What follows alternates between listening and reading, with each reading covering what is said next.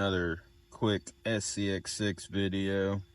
If you saw the first one, should be pretty obvious as to what is new. Got some swampers. Got the superest of the swampers. And I also removed the spare tire from the back. After removing the spare tire, I think I'm going to be doing some cage modification, but that's for another video. Just wanted to come out for a quick run, try out the new tires, and yeah, see how much trimming I'm gonna have to do. Got a bit of a, I don't know, inkling that I might have to do some trimming. These tires seem a little bit bigger than the stock ones, but we'll take her for a run around the pit and see where it hangs up.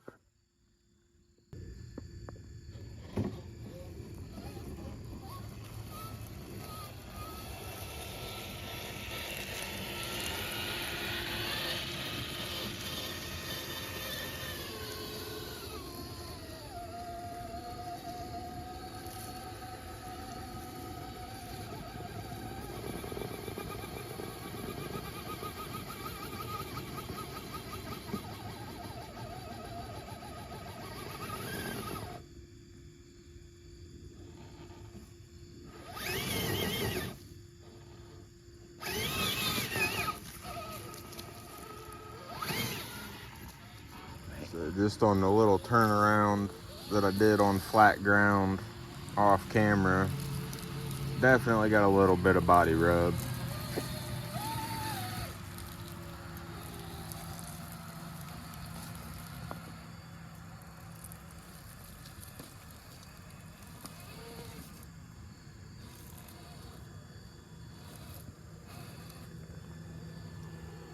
So that's almost completely flexed out. Whoa. That was a big old toad hiding under a rock I was not expecting. But I would turn the tires so that you could see where it was rubbing, but everything's still stock in the front end of this thing, so the chassis would just be flexing. However, I don't know how well it'll come up on camera, but these tires and foams that I just put in here definitely have a lot more compliance than the stock ones. Look at that. That's what I'm talking about. I'm sure once they start breaking down after some use, I'll have to get some firmer inserts for it, but for now, that's that good stuff there.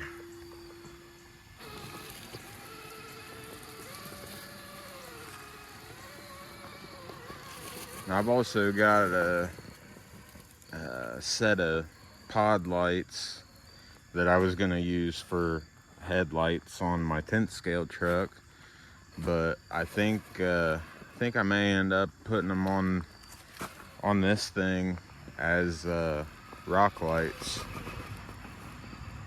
That's one thing I learned about my first run with this thing up at the Gauntlet, which was a night run. Definitely need some rock lights, because everywhere from about 12 inches in front of the front bumper clear to the tail lights where they hit the ground, it is just a black hole under this thing. You cannot see anything. So rock lights would definitely help. Oop, not gonna make it. Didn't really figure tires and removing the spare tire was going to be the difference in making that or not, but always got to try.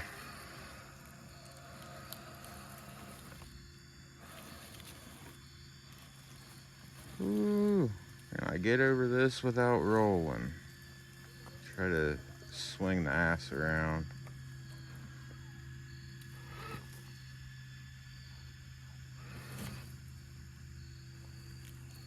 Damn. See a walking stick up in the headlights. I don't know if I'll be able to. Oh, there it goes. Anyways, getting sidetracked with all the critters in the headlights here. I need to get this run going and over with before it gets completely dark. That's when the skunks come out. And I ain't got my blowgun with me this time. We'll hit a couple more spots here and call it a day. Well, I'm not sure where the video cut off at in the last clip. Still having memory issues on my phone here. It says I've got room, but okay. It's another day here. I was having issues recording, having some weird memory situation going on with my phone.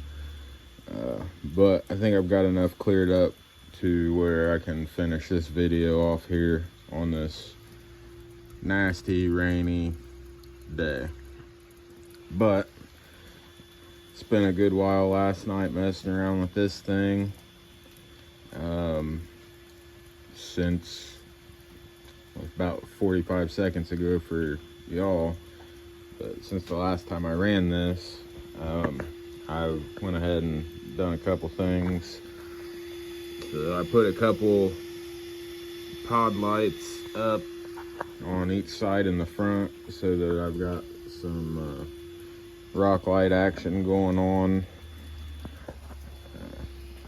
And then in the back, I'm not gonna do a whole lot until daytime, but I put the little red underglow lights that I had in my original Capra cage, which is not usable at the moment, but I took those out of there, put up under the rear of this thing just to have a little bit of some sort of extra light to help me out on the night runs down at Rocktober next weekend. And that's coming up fast. And I also cut the top part of the cage off. I had the spare tire out of it, but just because there's no bottom to this quote unquote bed, you could actually see those red underglow lights from the top. I didn't like that, so I went ahead and just do the spare tire back in it for now. I'll make some sort of a piece of sheet metal or something, basically a truck bed bottom, whatever you want to call it, just to cover up all that open space, and that way you can't see the top side of the frame, the cross members, the wires, the lights, all the good stuff. And I also went ahead and put this thing on a Fly Sky radio, a new Fly Sky radio. So hopefully no more glitchy steering situation. Starting today and arriving over the next couple days, I've got shock towers, C-hubs, servo mounts. I got pretty much everything I need to do to stiffen the front end up on this thing. So I should have all of that done in time for Rocktober next weekend. I've also got a couple other things on the way. One of them being new wheels. So this thing's gonna start looking more and more like not everybody else's. So since it is raining and whatnot, I think we're gonna take a walk down to the creek and see if we can find some good muddy spots to bring the high trail mega truck, I guess. We're gonna bring the mud truck back as soon as we find some good mud. So this is now turned into a scouting mission. So yeah, just wanted to give an update since the first part of this video was on a completely different day. Things have happened and things are continuing to happen. So let's go play in the wet conditions for a little bit.